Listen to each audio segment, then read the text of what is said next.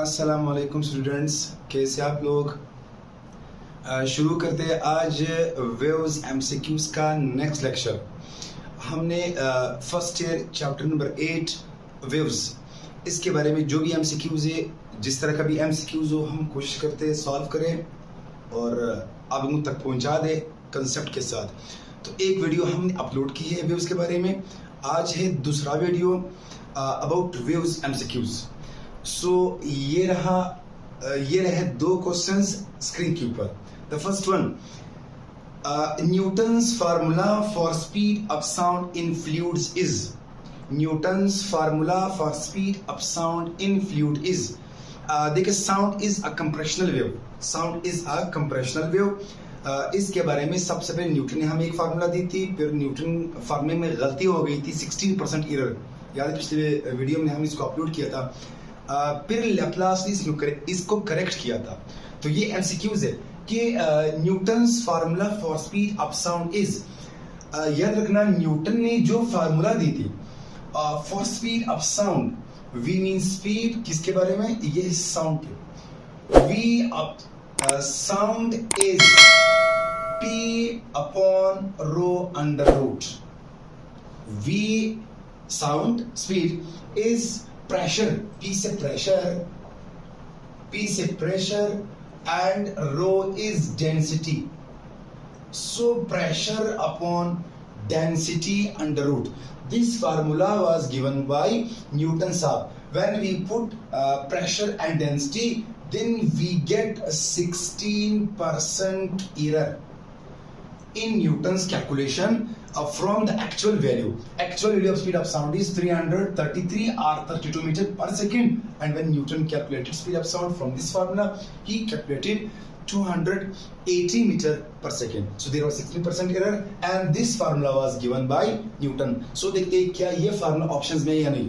शायद ये है option number A, V is equal to P upon rho under root। Option B, P upon E, elasticity गलत है। Option C, B upon eta, E upon eta गलत है। Option D, gamma P upon rho। This formula was given by Laplace.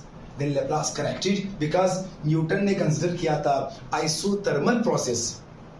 फिर Laplace साहब ने इस isothermal process को convert किया था, चेंज किया था किसमें, एडियाबैटिक प्रोसेस में। So then he give gamma P upon rho, Laplace, but Newton give V is equal to P upon rho under root. So the option A is correct. ये है सवाल number 2 screen के ऊपर। The speed of sound in vacuum at 10 degree Celsius is. हमसे कह रहे हैं कि अगर टेम्परेचर है 10 डिग्री सेल्सियस, लेकिन किधर, वैक्यूम में, किधर, वैक्यूम में, तो बताए स्पीड ऑफ साउंड वैक्यूम में कितनी होगी। Options 338.2 meter per second, option B 332 meter per second, option C 340, option D 0। याद रखना, क्योंकि उन्होंने बात की है वैक्यूम की, और आप जानते हैं sound waves are mechanical waves. कौन से वेव्स हैं, mechanical waves. And mechanical waves are those waves which require medium for their propagation. So therefore in vacuum के अंदर no medium, nothing, so sound can not travel. Therefore, the speed of sound चाहे 0 degree Celsius है, चाहे 1000 है, जो भी है, क्योंकि वैक्यूम में आप साउंड के लिए क्या चाहिए, मीडियम चाहिए, और no medium, therefore speed of sound in vacuum turns to be 0 meter per second, and we cannot hear sound in vacuum. So option D is the correct one. ये रहा next question. Which of the following graph shows constructive interference? आपको चार graphs दिए गए, 4 options है, 4 graphs हैं।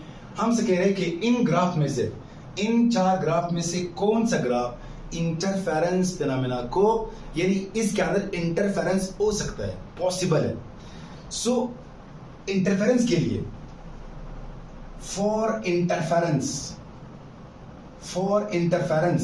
Of sound of any wave, आपको दो कंडीशन, दो पॉसिबिलिटीज जो भी आप बोलते हैं बोलो, आपको ये दो आना चाहिए, या ये दो कंडीशंस होना चाहिए इंटरफेरेंस के लिए। पहले ये है कि waves must be similar.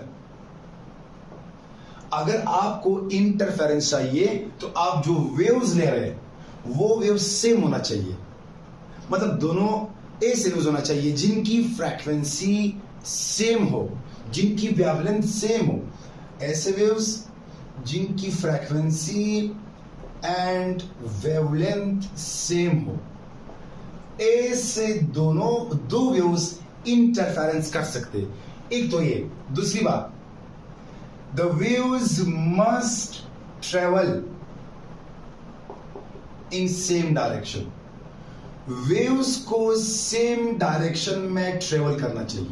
Waves must travel in same direction.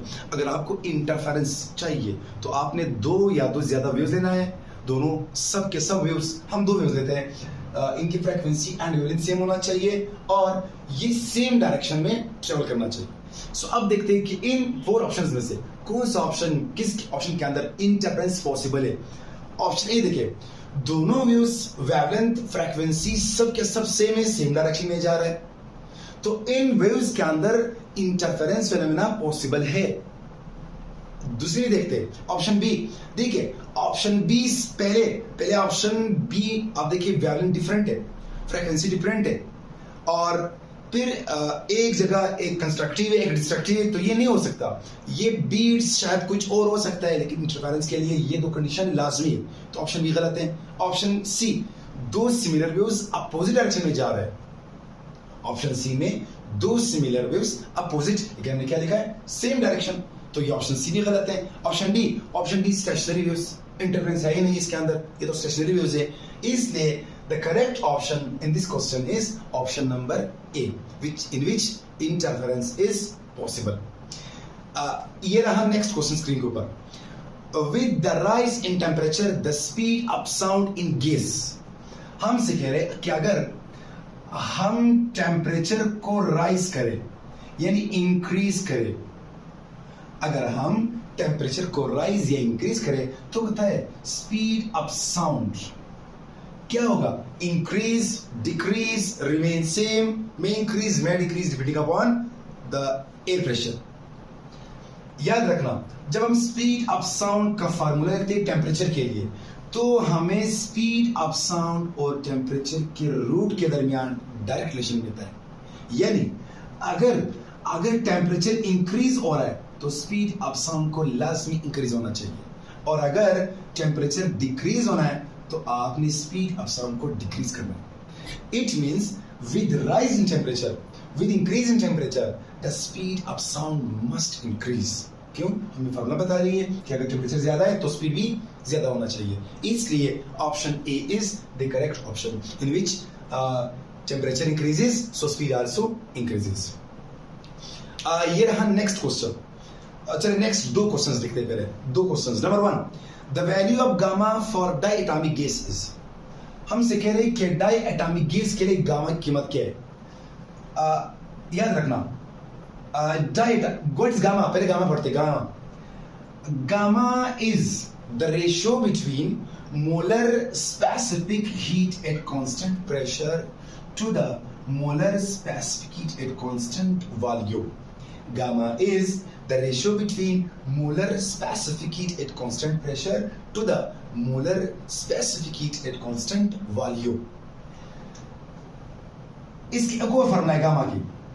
Gamma is equal to 1 plus 2 by F. Gamma is equal to 1 plus 2 by F, where F is degree of freedom, where F is degree of freedom.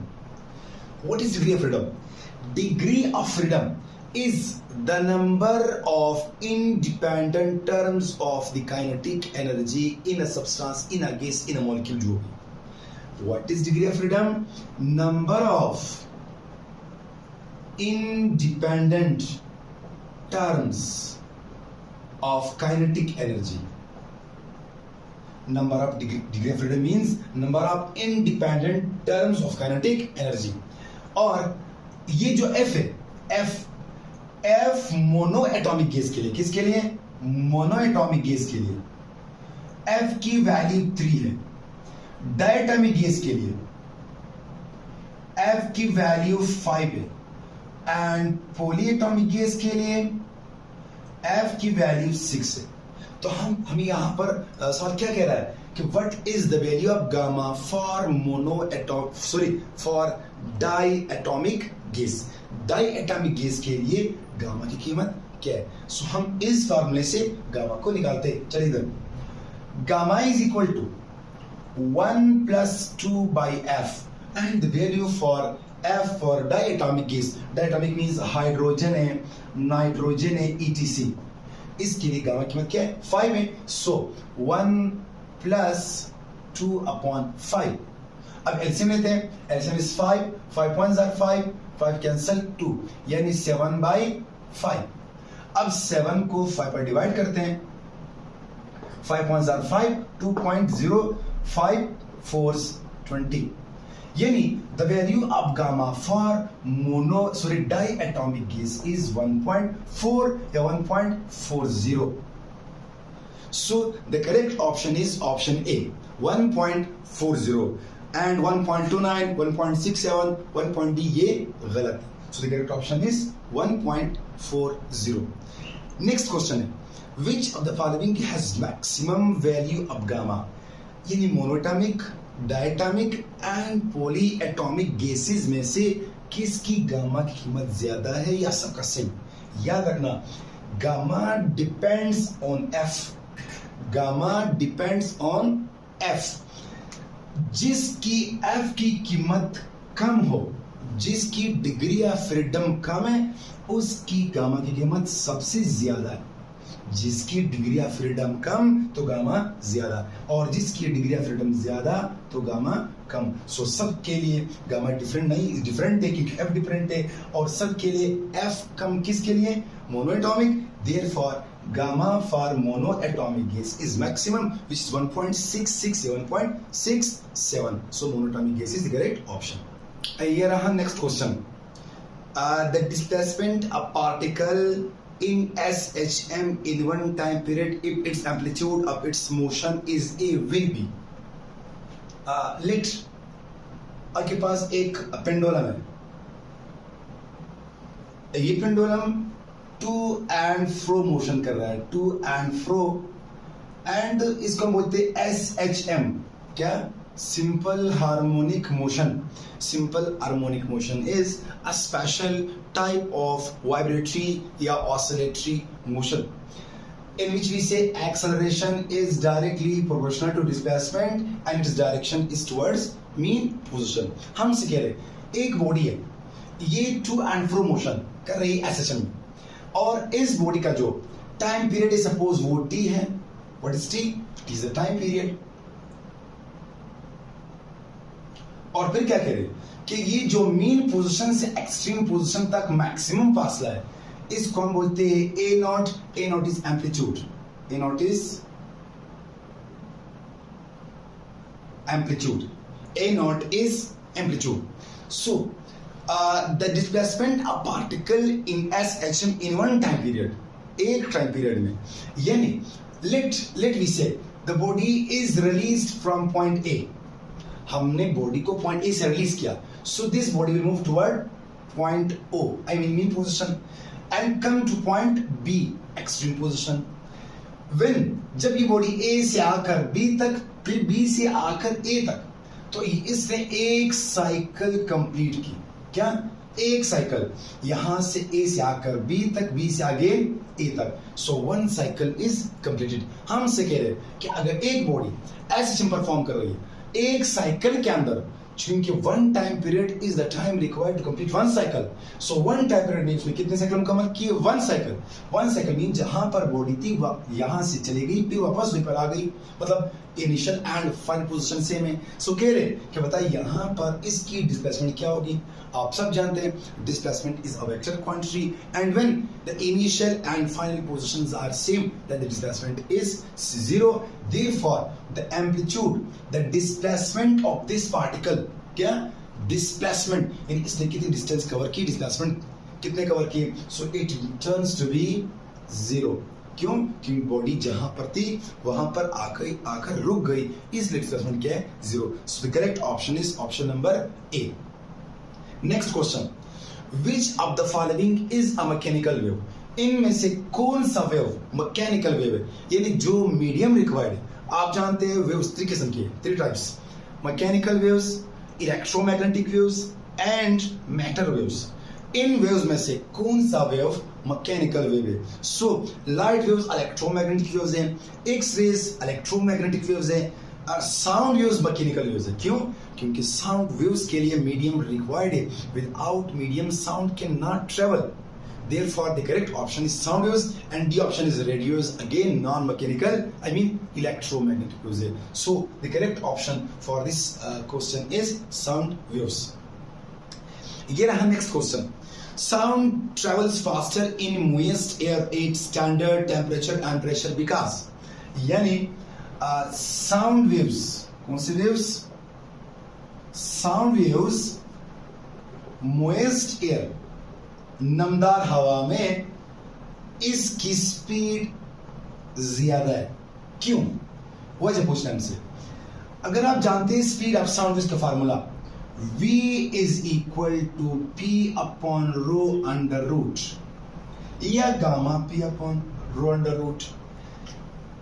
देखिए, sound, speed of sound gamma पर depend कर रही है, speed of sound density पर depend कर रही है। Pressure बढ़े, pressure has no effect on speed of sound. Density पर डिपेंड कर रहा है, स्पीड ऑफ साउंड टेम्परेचर पर डिपेंड कर रहा है, speed of sound direction of wave पर डिपेंड कर रहा है। सो यहां पर ऑप्शंस पढ़ते, option A, moist air is heavier than dry air, यानी मोइस्ट एयर नमदार हवा ड्राई एयर से भारी है, यानी डेंसिटी ज्यादा है। और देख ले, अगर मोइस्ट एयर की डेंसिटी ज्यादा हो तो फिर स्पीड को कम होना चाहिए, लेकिन हमसे क्या बोल रहे हैं कि स्पीड ज्यादा है, इट मींस ये गलत है। फिर ये भी याद रखना, dry air is heavier than moist air, dry air is heavier than moist air. So ये ऑप्शन गलत है। क्यों? Moist air is not heavier than dry air. Dry air is heavier. Option B, the pressure of moist air is greater than that of dry air. मैंने अभी क्या बताया आपको? Pressure has no effect on speed. Pressure has no effect. Therefore ये option भी गलत है। Option C, the value of gamma of moist air is greater than that for dry air. नहीं यार, क्यों? क्योंकि एयर के अंदर हम सब के सब डाई एटॉमिक मॉलिक्यूल्स या पॉलीएटॉमिक, हम डाई एटॉमिक मॉलिक्यूल्स देते हैं, इसलिए गामा की कीमत, अगर गामा चेंज भी होगी तो मोइस्ट एयर के अंदर जो एटम्स, जो मॉलिक्यूल्स आपने एंटर किए उसकी मिकदार बहुत कम होगी। कम होगी तो gamma is not such that much effective. Therefore ये ऑप्शन भी सही हो सकता है। अब देखते हैं डी। अगर डी ऑप्शन सही नहीं है तब ये सी से हो सकती है, लेकिन आप देखते हैं डी क्या बोल रही है, the density of moist air is less than that of dry air. हाँ, ये सही है। क्यों? क्योंकि मोइस्ट एयर की डेंसिटी ड्राई एयर से कम है, इसलिए स्पीड ज्यादा है। क्या होता है? Dry air is more dense, dry air is more dense than moist air, यानी moist air density is less than that of dry air, density कम तो speed ज़्यादा। Hence the correct option is D, because moist air has less density than that of dry air. Here I have next question. The product of angular frequency and time period T will be. हमसे कह रहे हैं कि omega is angular frequency. What is angular frequency? Number of revolutions completed in 1 second. And T, I mean time period is. यानी इन दोनों का जो product है वो किसके बराबर होना चाहिए? पहले हम ओमेगा और टी के रिलेशन निकालते हैं। आप सब जानते हैं formula for omega is theta upon T, angular displacement upon T. Omega is equal to angular displacement upon T. If the body completes one round trip, then theta is 2 pi, and the time taken is said to be time period. Therefore, omega is equal to 2 pi upon t. हमसे क्या मांग रहे हैं? The product of omega and time period. यानी इन दोनों को क्या करना है? मल्टीप्लाई करना है। अब यहाँ पर t डिवाइड में, तो यहाँ पर आकर मल्टीप्लाई, यानी omega t is equal to 2 pi. So the product of angular frequency and time period is 2 pi. देखते हैं options. 1 गलत, 2 पाई बी ऑप्शन सही है 2 पाई, एंड पाई अपॉन 2 नहीं, पाई गलत, so the correct option is 2 pi. ये रहा next question, on decreasing the temperature the frequency of an organ pipe becomes, on decreasing the temperature, अगर आपके पास एक आर्गन पाइप है, फर्स्ट ईयर चैप्टर नंबर 8 में है, हम stationary waves in organ pipe पढ़ते हैं, एक है ओपन एंड एक है क्लोज एंड ऑर्गन पाइप। हमसे कह रहे हैं कि अगर ये एक ऑर्गन पाइप है, इसके अंदर एयर मॉलिक्यूल्स है, क्या है, एयर मॉलिक्यूल्स, और हमने यहां से वेव्स इंटर की, तो the molecules vibrate, molecules will and have a frequency suppose f, molecules vibrate with the frequency f। हमसे क्या बोल रहे हैं, अगर हम टेम्परेचर को डिक्रीज करें, अगर हम टेम्परेचर को डिक्रीज करें तो बताएं फ्रीक्वेंसी का क्या होगा। याद रखना, अगर हम टेम्परेचर को कम करें, so the particles then are difficult to vibrate, when temperature is decreased then the particles are difficult to vibrate, and when जब particles मुश्किल है वाइब्रेट करना, तब इसकी फ्रीक्वेंसी क्या होगी, डिक्रीज। और अगर हम टेम्परेचर को इंक्रीज करें then the particles are easy to vibrate, hence frequency will also increase। अब इस क्वेश्चन में हमसे कह रहे हैं कि अगर हम टेम्परेचर को डिक्रीज करें, कम करें, तो फ्रीक्वेंसी क्या होगा, frequency will decrease, hence the correct option is option A, decrease equal increase infinitely, infinity, so it is decrease, option A is the correct option। Question number next, in a stationary wave the distance between two consecutive antinodes is 25 centimeter, if the wave velocity is 300 meter per second then the frequency of wave will be। हमसे कह रहे हैं कि आपके पास एक stationary wave है, suppose ये स्टेशनरी वेव है, this is a stationary wave.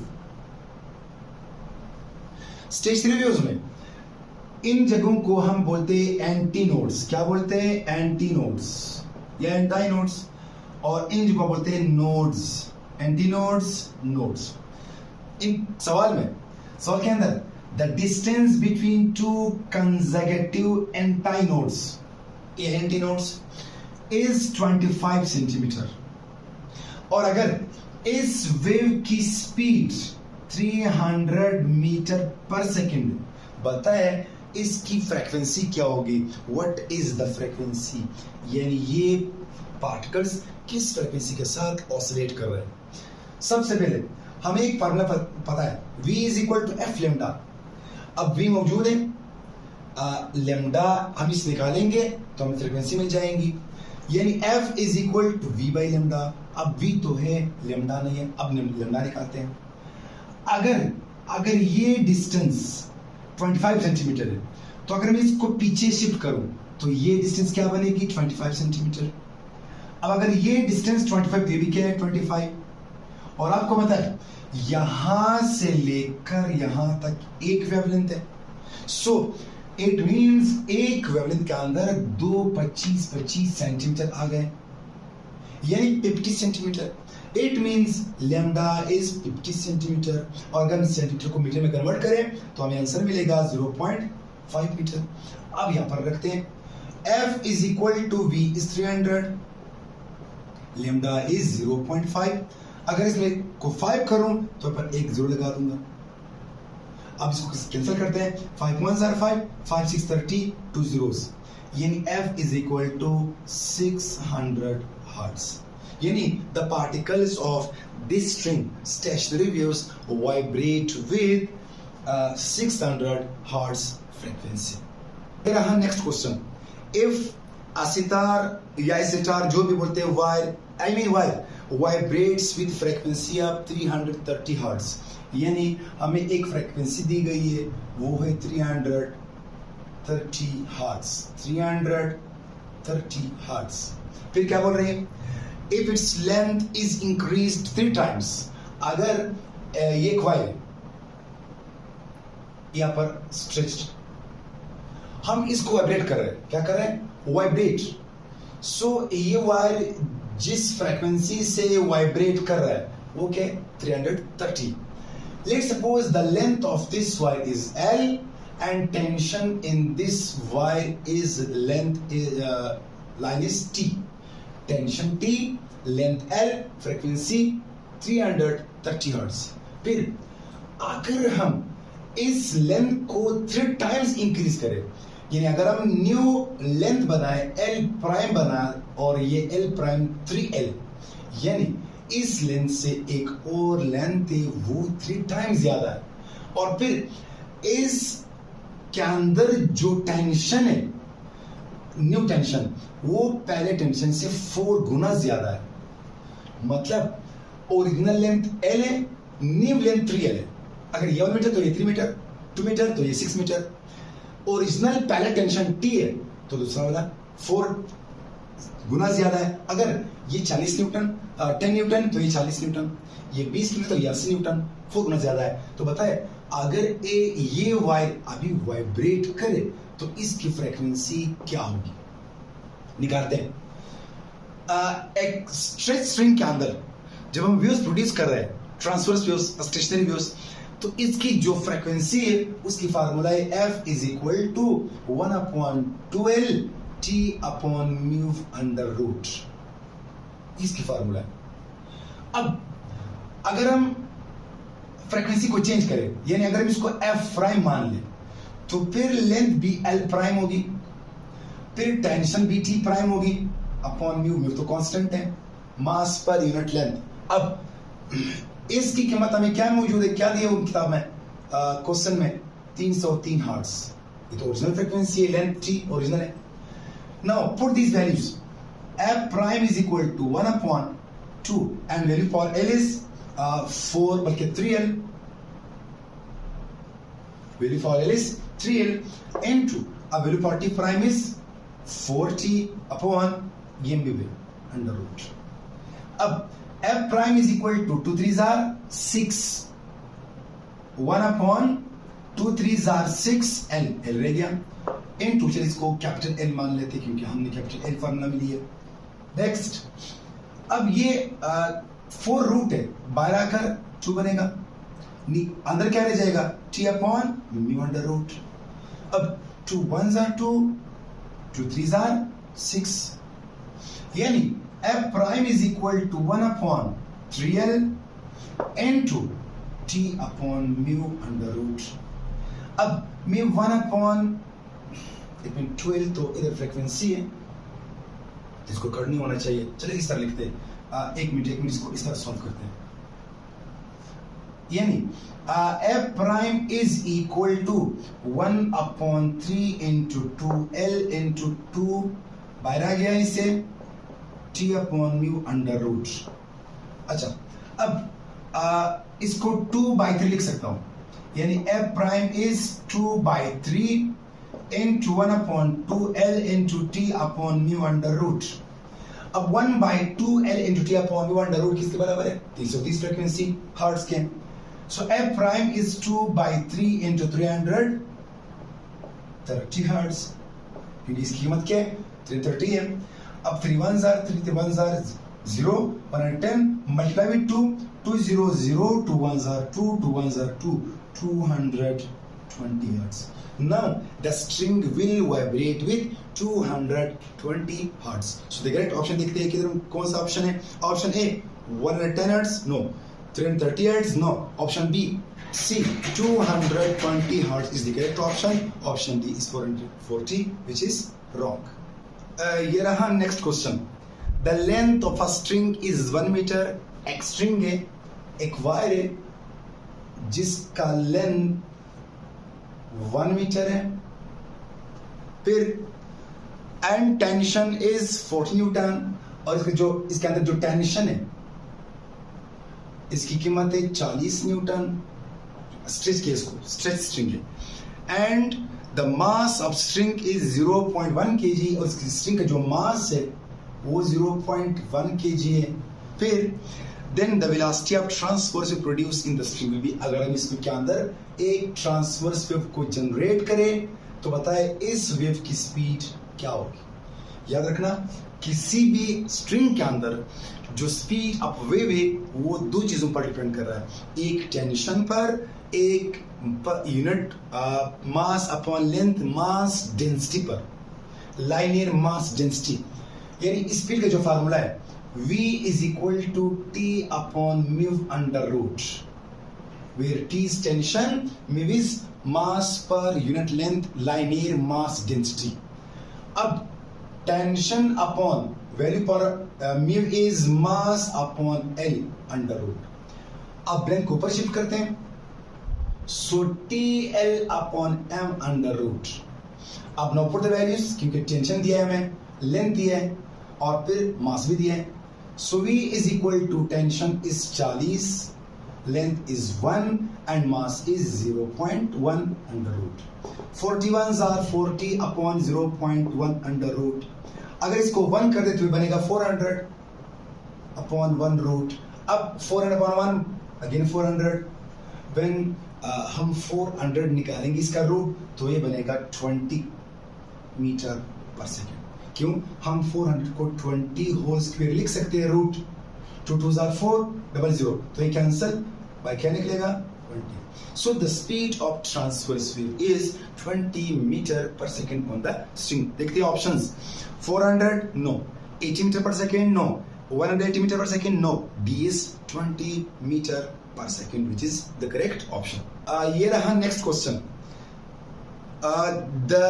A tube closed at one end containing air produced fundamental note of frequency of 256 Hz.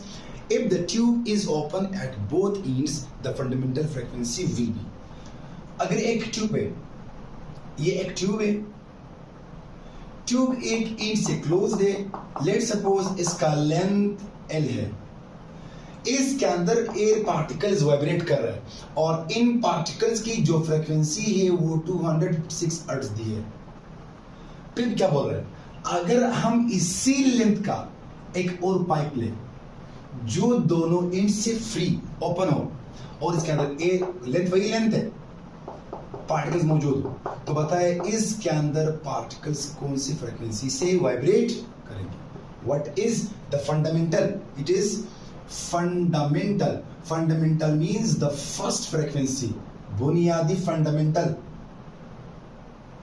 अब निकालते हैं, याद रखना क्लोज्ड एंड के लिए जो फ्रीक्वेंसी है उसका फार्मूला क्या है, F is equal to B upon 4L, और ओपन एंड के लिए जो फंडामेंटल फ्रीक्वेंसी का फार्मूला है वो है V अपॉन 12। अब इसकी तरफ देखते हैं, this frequency for closed end pipe is V by 4L and this frequency for open end pipe is V by 2L. It means ये frequency इससे दुगना है, 2 गुना ज्यादा। क्यों? ये 1/4, ये 1/2। अब 1/4 थोड़ा कम, ये 1/2 ज्यादा। It means this frequency is greater than this frequency. How much times? 2 times. क्यों? क्योंकि 1/4 है, ये 1/2 है। It means this frequency is greater than this frequency. How much times? यानी fundamental note frequency, first harmonic frequency for open end pipe is equal to 2 times of fundamental frequency of closed end pipe. Fundamental frequency of open end pipe F1 is 2 times greater than the fundamental frequency of the closed end pipe. अब अगर F1 closed end के लिए 256 hertz है तो फिर यही F1 open and के लिए क्या बनेगा, ये 512 हर्ट्ज। अगर हम इसको मल्टीप्लाई कर दें, 256 को 2 के साथ मल्टीप्लाई करें तो आंसर क्या मिलेगा हमें, 512 हर्ट्ज। यानी these particles will vibrate with 512 hertz. So options देखते हैं, 512 हर्ट्ज, हाँ ये सही ऑप्शन है। Option A is correct one, option B 128 गलत, ऑप्शन सी 384 गलत, ऑप्शन डी 64 गलत। So the correct option is 512 hertz.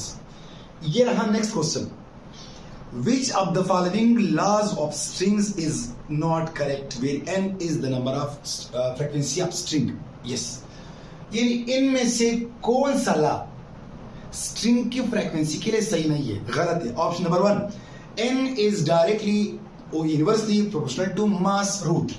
यानी अब ये n क्या शो कर रहा है? n शो कर रहा है फ्रीक्वेंसी. क्या मतलब हम n को फ्रीक्वेंसी मान लेते हैं. अब frequency for string waves is equal to 1/2L into T upon mu under root. अब अगर हम म्यू की वैल्यू वेरीफाई करें, so f is equal to 1/2L into T upon m upon L root. L को ऊपर shift करते हैं तो ये बनेगा. अब देखते हैं option A. f means n according to the question. So n is inversely proportional to length. सही है. n is directly proportional to tension. सही है. n is inversely proportional to mass root. सही है.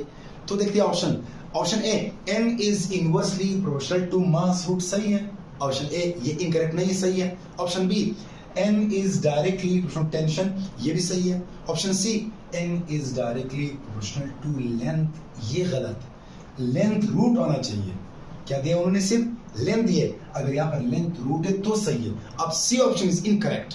सो दिस सही option, correct option for our question is C. अब देखते हैं D option. n is inverse to length सही है. n is inverse to length सही है. So our correct option is option number C, which is n is directly proportional to length, which is the wrong. क्यों? n और length root का relation है, सिर्फ length का नहीं है. ये रहा नेक्स्ट क्वेश्चन.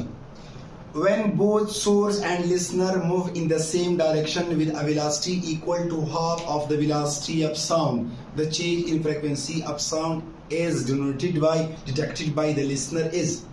अगर एक सोर्स है और लिसनर है, ये दोनों सेम डायरेक्शन में half of the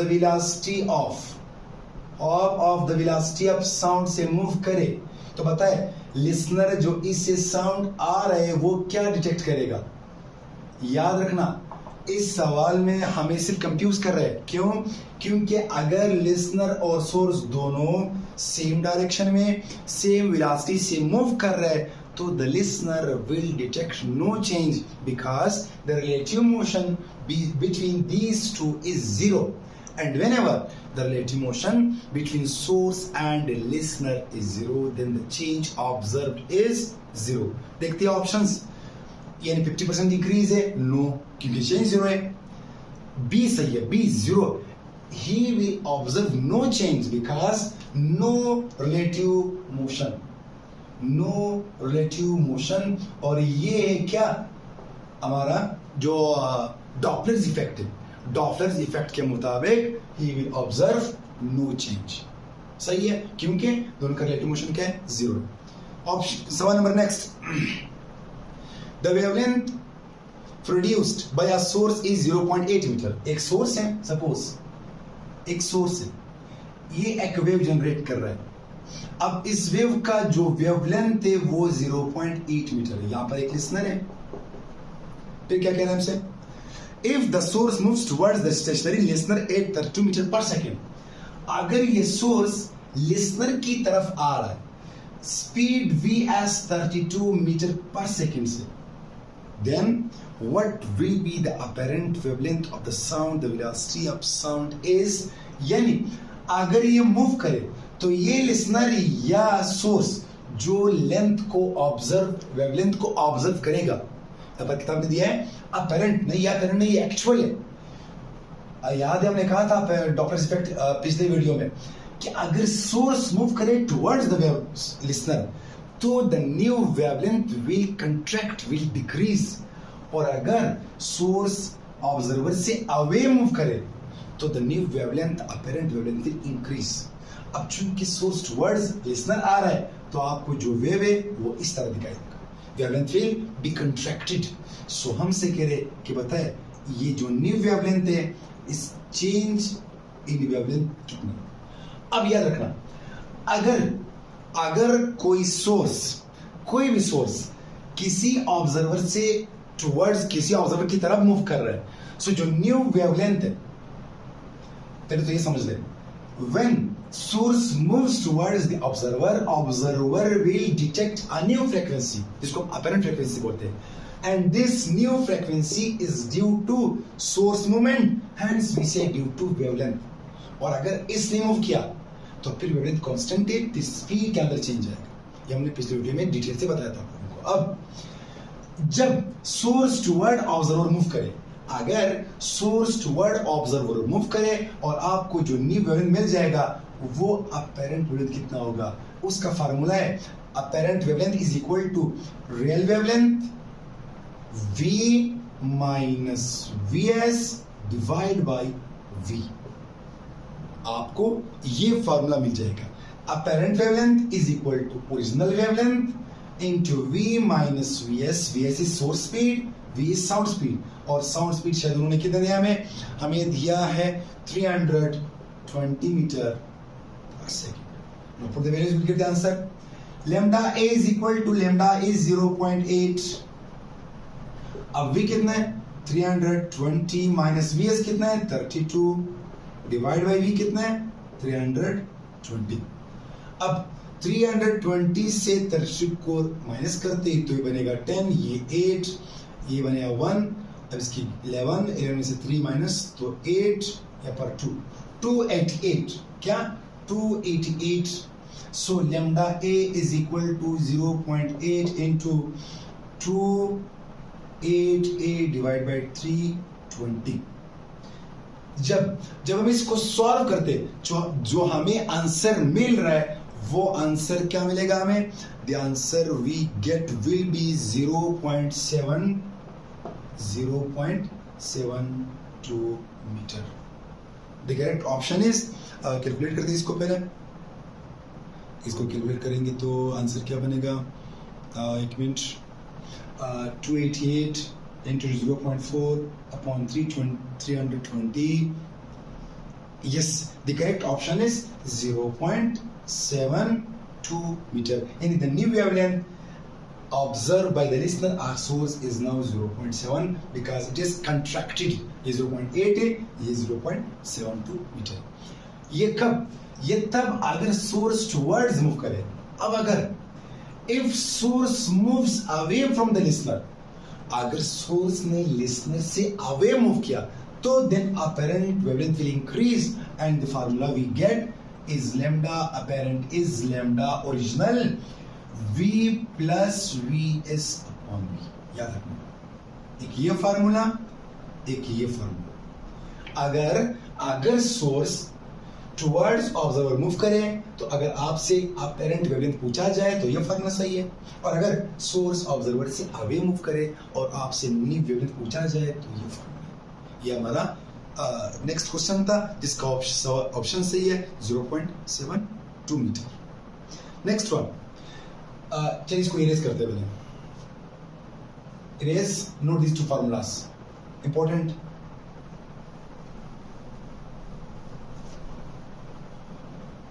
Next one, the velocity of sound in air is 332 meter per second। velocity कितनी दिया हमें 332 मीटर पर सेकेंड। फिर the length of closed pipe whose frequency of second overtone is 332 hertz will be, यानी ये speed है, एक pipe है, शायद क्लोज इंड पाइप है, क्लोज्ड इंड पाइप, हाँ क्लोज्ड इंड पाइप है, इसके अंदर पार्टिकल्स है, वाइब्रेट कर रहे हैं, these particles वाइब्रेट। अब इस पाइप का लेंथ हमसे पूछा जाए, यानी आप इस पाइप का लेंथ बताए, अगर इसके अंदर जो फ्रीक्वेंसी उन्होंने दी वो क्या है, वो सेकंड ओवरटोन है, यानी second overtone. It means second overtone is the fifth harmonic। fifth harmonic क्या, fifth harmonic यानी F5।